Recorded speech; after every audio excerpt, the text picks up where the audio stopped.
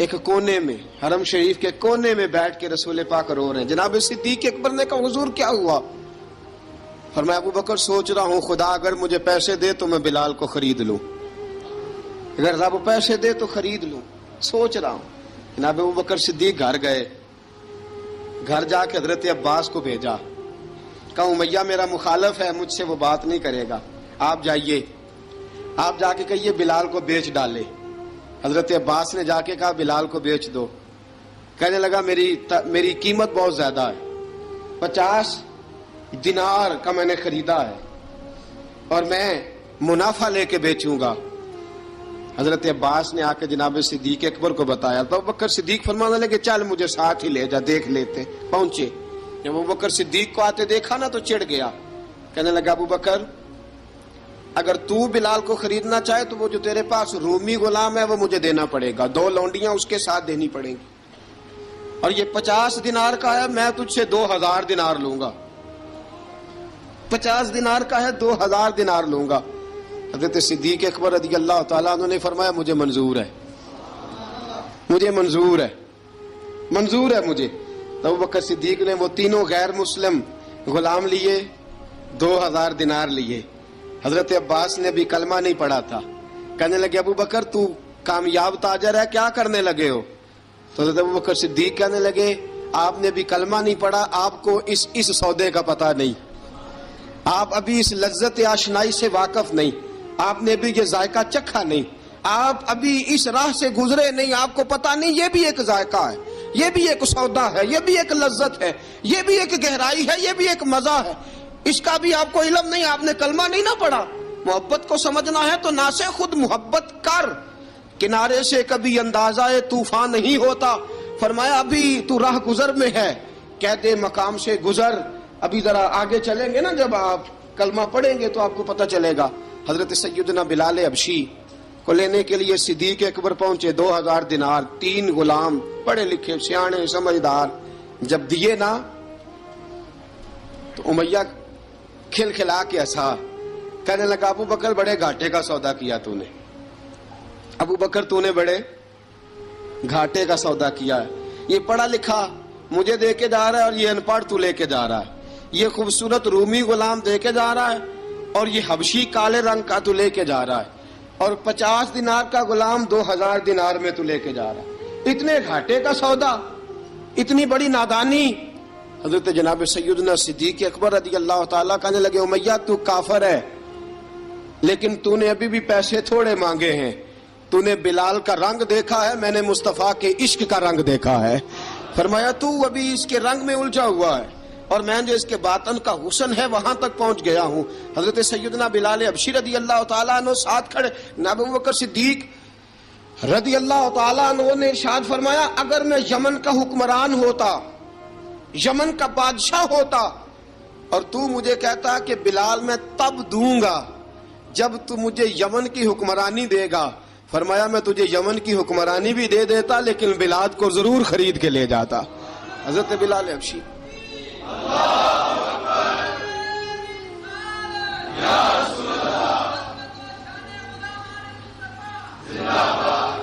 جناب سیدنا بلال حبشی، حضرت سیدنا ابو بکر صدیق فرماتے ہیں جب میں بلال کو لینے گیا تو حال پتہ کیا تھا؟ ادھر دیکھیے گا، فرماتے ہیں کہ ٹانگیں اوپر کر کے نا جس طرح آدمی رکوع میں بیٹھتا ہے اس طرح کر کے نا ٹانگیں، اور سر پھر زمین کو لگا کے اس طرح سجدے میں آپ جاتے ہیں، لیکن بالکل ٹانگوں کے ساتھ سر رکھ کے۔ فرماتے ہیں 4 بھاری چکیاں ریت پہ حضرت بلال تھے، ان کے اوپر چکیاں رکھی ہوئی تھی، اور فرماتے ہیں حضرت بلال تھوڑی تھوڑی حرکت کرتے تھے تو وہ چکیاں جسم کے ساتھ لگتی تھی نا، پارٹ ان کے، فرماتے ہیں زخم بن گئے تھے، خون نکلتا تھا۔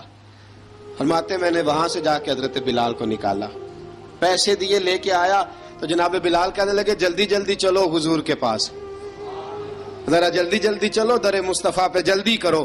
تو جناب سیدنا بلال حبشی رضی اللہ تعالیٰ عنہ کے جواب میں حضرت ابوبکر صدیق کہنے لگے بلال جلدی نہ کر، جب میں آیا تھا تو حضور تیرے لیے آنسو بہا رہے تھے، اگر تجھے اس حالت میں زخمی دیکھیں گے تو میرے مصطفیٰ کو اور زیادہ رونا پڑے گا، تو میرے ساتھ گھر چل، میں تجھے کپڑے پہناتا ہوں۔ میں تیرے زخموں پہ پٹی کرتا ہوں۔ حضرت ابوبکر صدیق مزاج شناسائے نبوت تھے نا، فرمایا چل میرے ساتھ، میں ذرا تیری مرم پٹی کر لوں، میں ذرا تیرا منہ دھو ڈال لوں، میں ذرا تجھے کنگھی کر لوں، تو میرے ساتھ چل۔ جناب بلال فرماتے ہیں جب سے پیدا ہوا تب سے غلام تھا، کبھی کسی نے میرے کپڑوں کی فکر نہیں کی تھی، مجھے تو امیہ 4 دن روٹی نہیں دیتا تھا۔ فرماتے ہیں جب میں گیا ابوبکر کے ساتھ، ابوبکر صدیق نے ایک چٹائی بچھائی، صدیق اکبر چٹائی کے اوپر میرے ساتھ بیٹھ گئے۔ فرماتے ہیں ابوبکر نے تیل منگایا، وہ تیل میرے زخموں پہ، ابوبکر صدیق نے وہ تیل میرے سر پہ، میری داڑھی پہ، فرماتے ہیں پھر کنگھا کیا۔ پھر ابوبکر صدیق نے ایک جوڑا منگایا، وہ کپڑے مجھے پہنائے۔ ابوبکر صدیق نے پگڑی منگوائی، وہ پگڑی کھول کے میرے سر پہ بندھوائی۔ فرماتے ہیں ابوبکر نے مجھے تیار کیا، فرمایا تو آج جا رہا ہے در رسالت مآب پہ، در رسالت مآب پہ، آج تو پہنچ رہا ہے حضور کے دروازے پہ، بن کے جوگن مدینے نو جاواں گی میں، جو بیتی نبی نو سناواں گی میں۔ حضرت جناب سیدنا، اور وہ کسی شاعر نے تو بڑی شاندار بات کی، اس نے کہا بڑی امید ہے سرکار قدموں میں بلائیں گے، کرم کی جب نظر ہوگی مدینے ہم بھی جائیں گے، اگر جانا مدینے میں ہوا ہم غم کے ماروں کا، مکینے گنبد خضرا کو حال دل سنائیں گے۔ حضرت بلال حبشی رضی، ان کے دل میں بڑی امنگ تھی آج جاؤں گا در رسالت مآب پہ۔ ملا رومی لکھتے ہیں کہ جناب سیدنا صدیق اکبر نے سجایا سوارا، جناب بلال کے آنسو رکتے ہی نہیں۔ کہا باپ ہوتا ہے جو خدمتیں کرتا ہے، میں نے آنکھ کھولی تو باپ کا سایہ تو میں نے دیکھا ہی نہیں، اور فرمایا ماں تھی تو ماں جب بھی میں کام کر کے آتا تھا تو مجھے دیکھ کے میری اماں بس رو دیا کرتی تھی۔ 2-3 بہنیں تھیں، اور حضرت بلال فرمانے لگے ان بہنوں کو میں دیکھتا تھا تو وہ میرا حال دیکھ کے روتی تھی، اور جب وہ مجھے دیکھتی تھی تو میں رو دیا کرتا تھا۔ فرمایا ابوبکر میں نے تو یہ رنگ ڈھنگ دیکھے نہیں جو آج تو مجھے دکھا رہا ہے۔ جناب سیدنا صدیق اکبر رضی اللہ تعالیٰ عنہ بنا سوار کے نا حضرت بلال کا ہاتھ پکڑ کے سینے پہ رکھا، جناب بلال ہجکی لے کے روئے۔ حضرت ابوبکر صدیق نے فرمایا جتنا رونا یہاں رو لے، میں کائنات کے آنسو دیکھتا ہوں لیکن جب نبی کی آنکھوں میں آنسو دیکھتا ہوں تو دیکھے نہیں جاتے۔ فرمایا یہاں رو لے، حضور کے دروازے پہ جا کے تیری آنکھ میں آنسو نہیں آنا چاہیے، بہا جتنے آنسو بہا سکتا ہے۔ حضرت بلال حبشی بھی روئے، جناب صدیق اکبر بھی روئے۔ جب پہنچے نا دروازہ رسول پہ، حضرت سیدنا ابوبکر صدیق لے کے پہنچے تو بند کر دیا تھا نا حضرت بلال کو، بلال تو نے رونا نہیں، عشق ہوئے تے درد ہوئے تے ہائے نکلے، پھر کوئی نہیں رہندا جار کے۔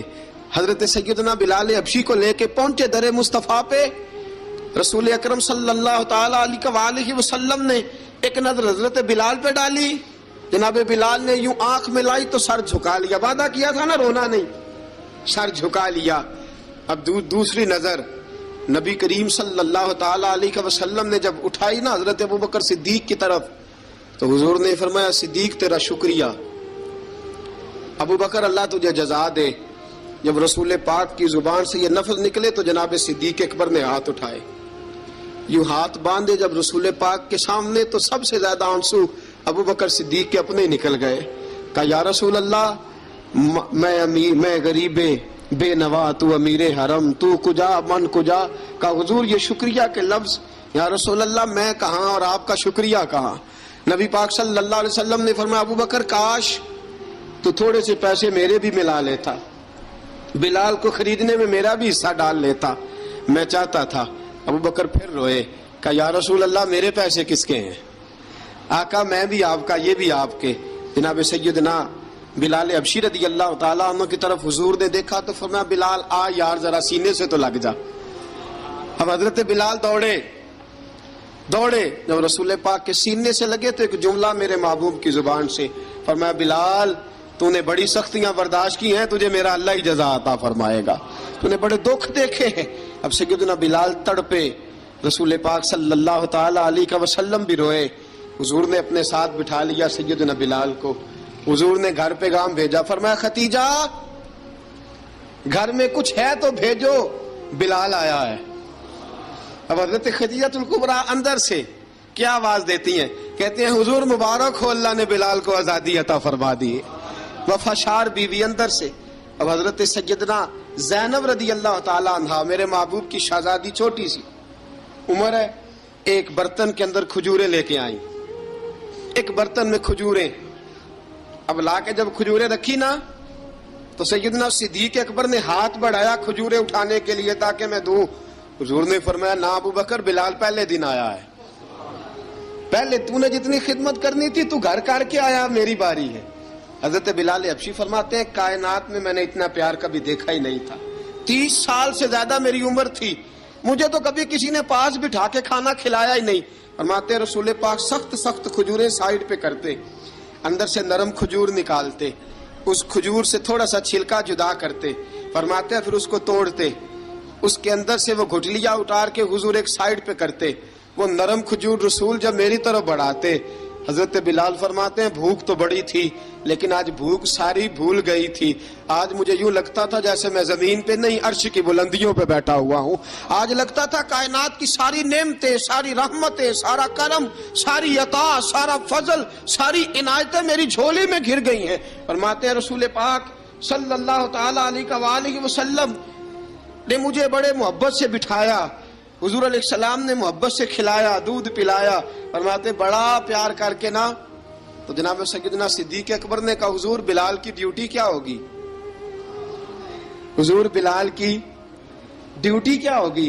حضرت بلال کہنے لگے حضور میں فارغ رہنے کا تو عادی نہیں، میں تو جفا کش آدمی ہوں، محنت کرنے والا، ڈیوٹی کیا ہوگی؟ رسول پاک نے فرمایا بلال یہ میرا گھر ہے، آج کے بعد میرا نہیں یہ تیرا گھر ہے۔ فرمایا میں مصروف ہوتا ہوں تبلیغ کے کاموں میں، گھر کیا لانا ہے وہ تیری ذمہ داری ہے، کہاں سے لانا ہے وہ بھی تیری ذمہ داری ہے، پیسے کہاں سے آئیں گے میں تجھے بتلاؤں گا، کہاں لگانے ہیں تجھے ایک دفعہ بتاؤں گا، پھر تو لایا کرے گا، تو ہی لگایا کرے گا۔ فرمایا میرا پرسنل سیکٹری بن کے رہے گا، تو خاص مقام تجھے دیا جائے گا۔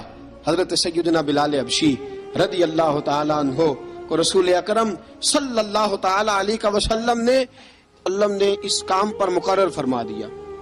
اب دیکھیے حضرت بلال رضی اللہ تعالی عنہ جب در مصطفیٰ صلی اللہ تعالی علیہ وسلم پر پہنچ جاتے ہیں اور پہنچنے کے بعد کیا مسئلہ ہے جی، کیوں نہیں چل رہا؟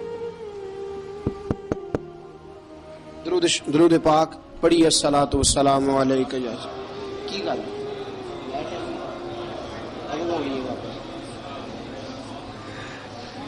میں یہ گزارش کر رہا تھا کہ حضرت بلال حبشی رضی اللہ تعالیٰ عنہ کو رسول پاک نے یہ ڈیوٹی عطا فرما دی۔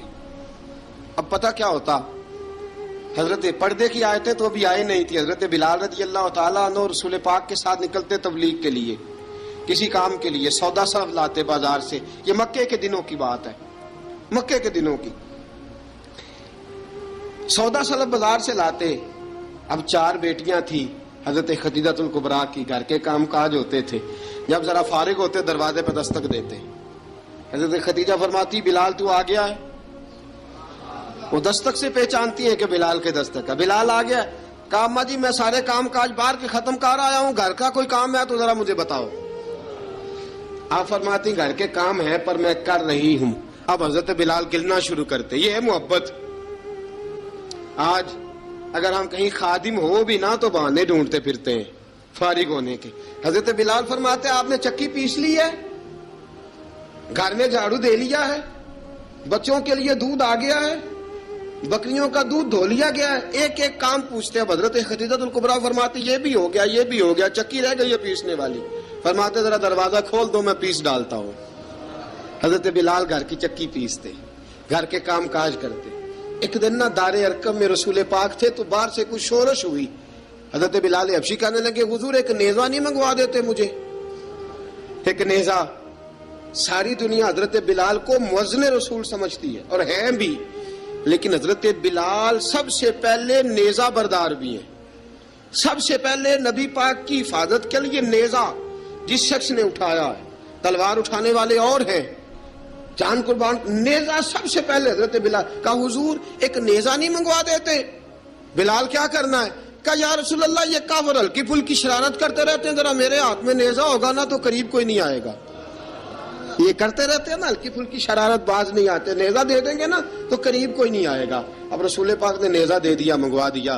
اب حضرت بلال کے ہاتھ میں نیزہ ہوتا رسول پاک کے آگے آگے چلتے، آگے آگے آگے آگے نبی کریم صلی اللہ تعالی علیہ وآلہ وسلم دار ارقم میں جا کے تبلیغ کا کام شروع کرتے تو حضرت بلال دروازے پہ نیزہ لے کے کھڑے ہو جاتے. حضور نے فرمایا بلال تو ادھر کھڑا ہو گیا. یا رسول اللہ انشاءاللہ جب تک میں کھڑا ہوں اندر کوئی کافر آ نہیں سکتا، اندر کوئی نہیں آئے گا، میں محافظ بن کے کھڑا ہوں. حضرت بلال حبشی رضی اللہ تعالیٰ عنہ نے ہمیشہ، اور یہ نیزہ ہمیشہ پاس رکھا، بدر میں بھی، احد میں بھی، تبوک میں بھی، یرموک میں بھی، خندق میں بھی. جب نبی پاک نماز پڑھانے کے لیے کھڑے ہوتے تو حضرت بلال نیزہ نبی پاک کے آگے گاڑ دیتے.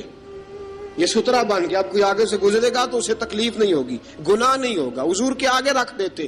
حضرت بلال حبشی نے مکے کے 13 سال سابقون الاولون میں سے ہیں،